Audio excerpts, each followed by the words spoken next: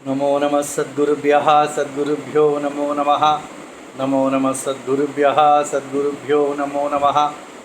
ज्ञानवैराग्यसम्पूर्णान् हरिभक्तिपरायणान् पूर्वाचार्यानहं वन्दे सम्प्रदायप्रवर्तकान्। भगवत्पादमाचार्यं श्रीमद्रामानुजं मुनिं श्रीमदानन्दतीर्थं च रामानन्दयतिं हितं श्रीवल्लभं च निम्बार्कं कृष्णचैतन्यमेव च ज्ञानेश्वरं तथान्याश्च पूर्वाचार्यान् स्मराम्यहम्। आचार्येष्वपि सर्वेषु तारतम्यं विना कलौ शुद्धं भागवतं धर्मं जग्राहप्रेमिको गुरुः। हरे रामेति कृष्णेति नाम संकीर्तनं सदा लोकक्षेमाय कुर्वन्तं प्रेमिकं सद्गुरुं भजे।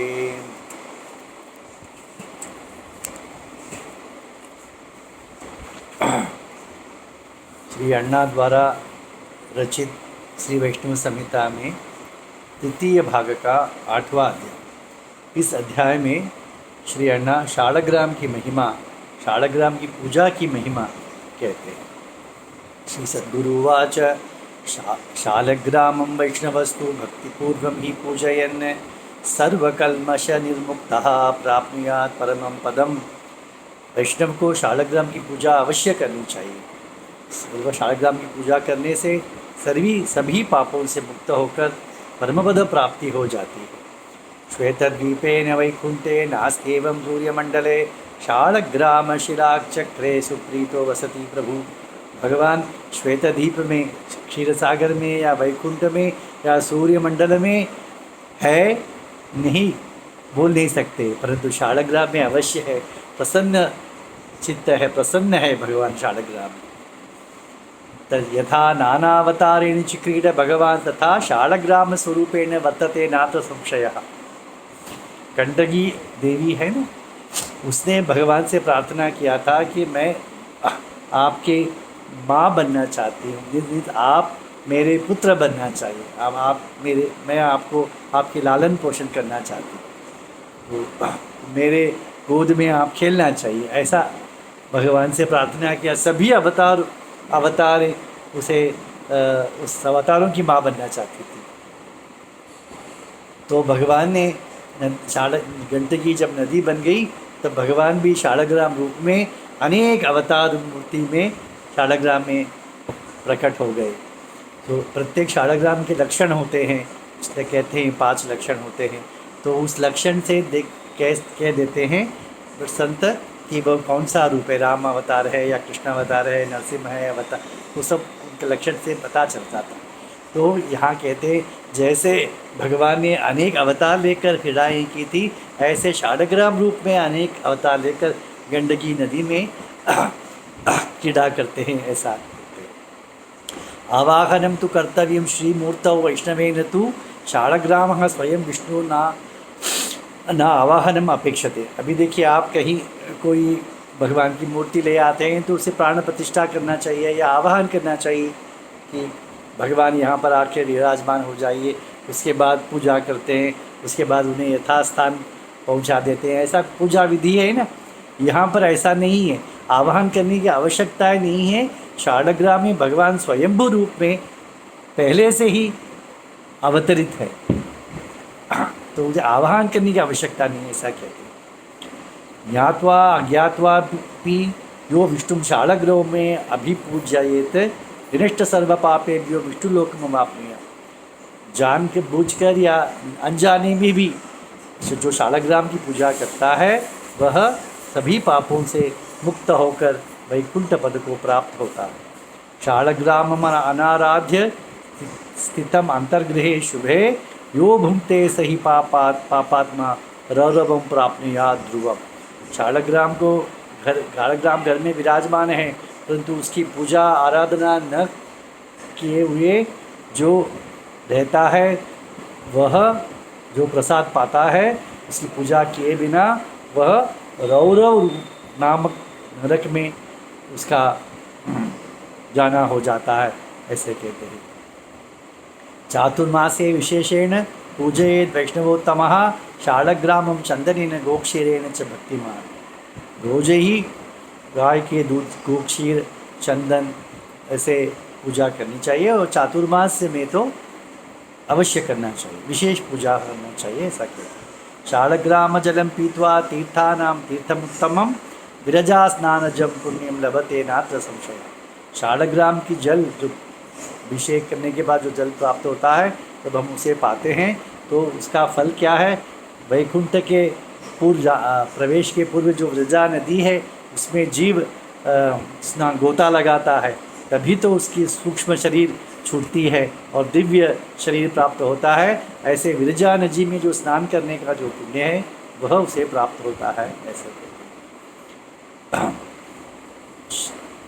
शालग्राम की पूजा किसी और ने की, परंतु इसने तीर्थ पा लिया, तीर्थ पाने से ही उसे इतनी सद्गति हो जाती है उसकी। शालग्राम गृहे त्यक्त्वा किम फलम क्षेत्र यात्रया कामधेनु गृहे त्यक्त्वा मूढ़ः क्षीर प्रयाचते। घर में शालग्राम है, उसकी पूजा नहीं करता है और तीर्थ यात्रा के लिए चल पड़ा है। ये कैसे है कि घर में गाय है, कामधेनु है, परंतु उसकी उपेक्षा करके बाहर दुकान से वह दूध लाने के लिए, क्षीर लाने के लिए जाता है, या भीख मांगता है दूध की बाहर जाकर, परंतु घर में कामधेनु है। ऐसे ही घर में शालग्राम है तो उसकी पूजा करना चाहिए अवश्य।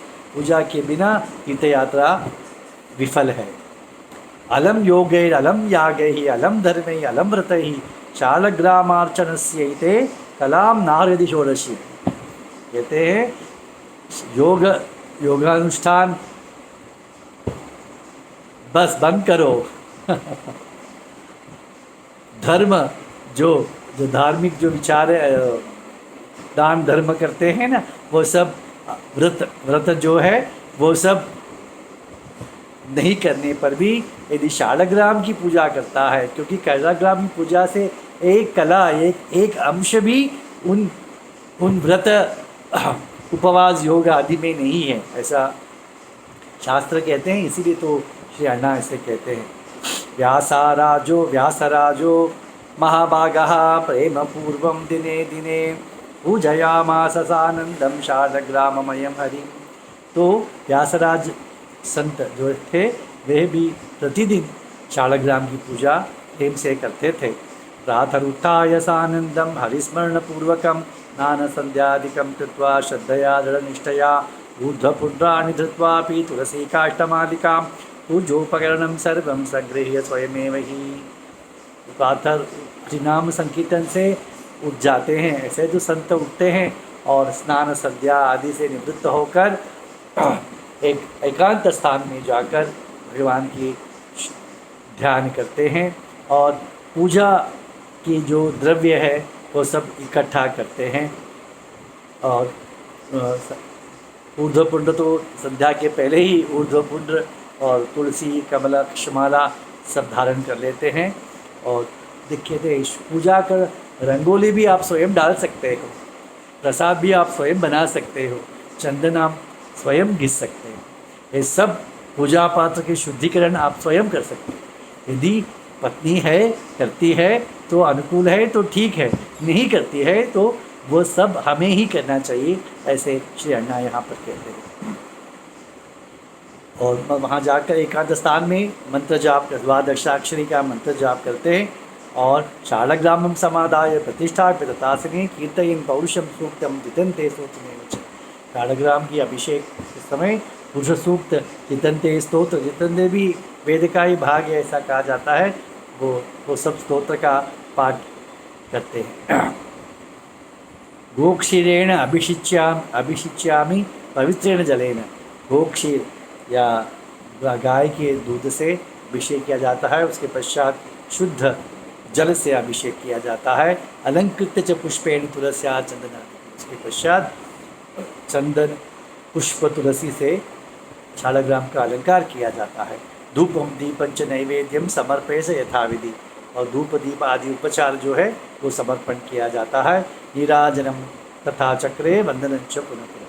फिर आरती करके फिर वंदन किया करते हैं।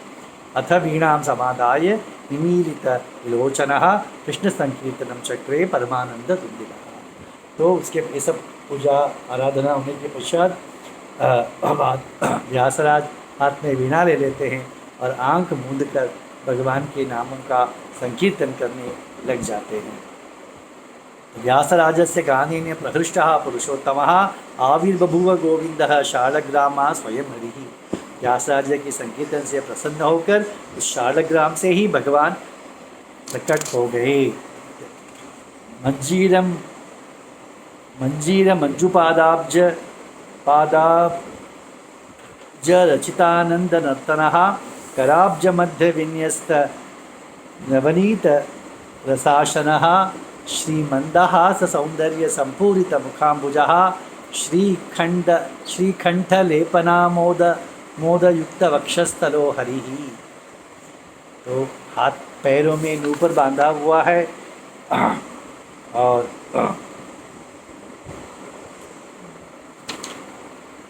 मंदहास स्मित है।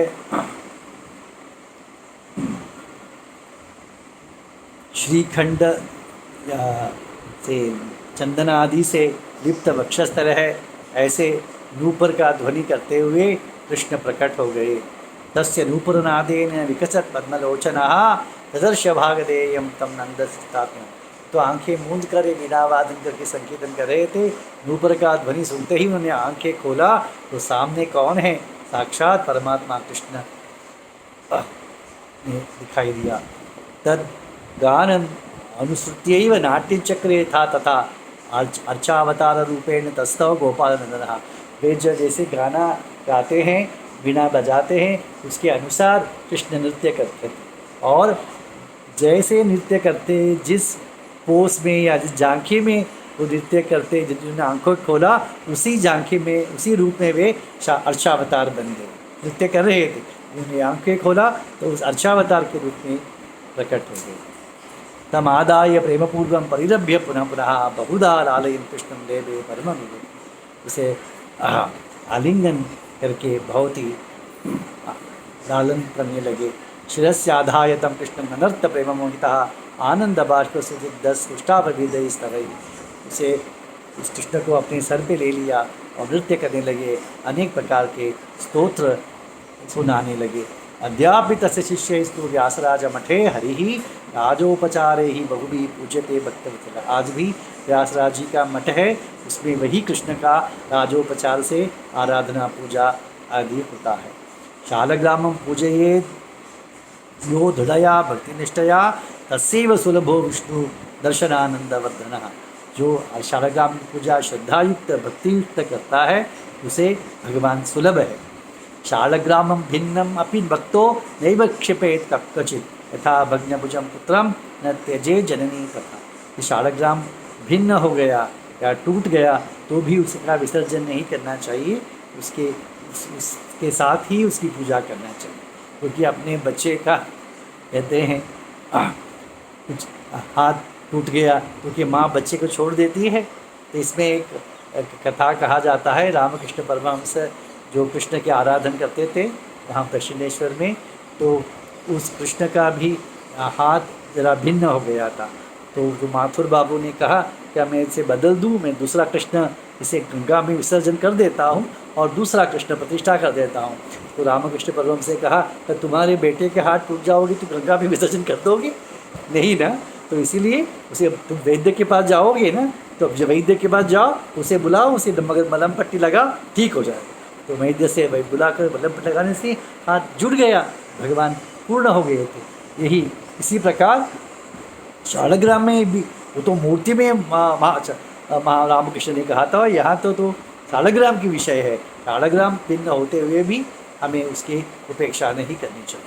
शालग्राम से जो नित्यं पूजा कर्तुं न शक्नुयात् वैष्णवं स्वयं आहूय प्रद्यात् भक्तिपूर्वक। यदि प्रतिदिन शालग्राम की पूजा नहीं कर पाता है व्यक्ति, तो किसी वैष्णव जो रोज करता है उसको उस शालग्राम को प्रदान कर देना चाहिए।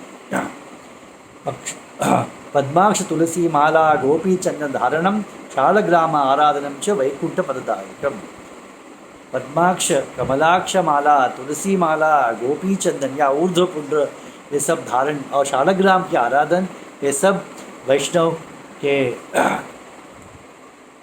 अनुष्ठान है। इससे वैकुंठ पद प्राप्त हो जाता है। भक्ति बढ़ती है, ज्ञान होता है और भगवान की कृपा से वैकुंठ पद भी प्राप्त हो जाता है। ऐसे वैष्णव की अनुष्ठान होना चाहिए, ऐसे श्री अण्णा कहते हैं। श्री प्रेमिकेंद्र सद्गुरु महाराज की जय।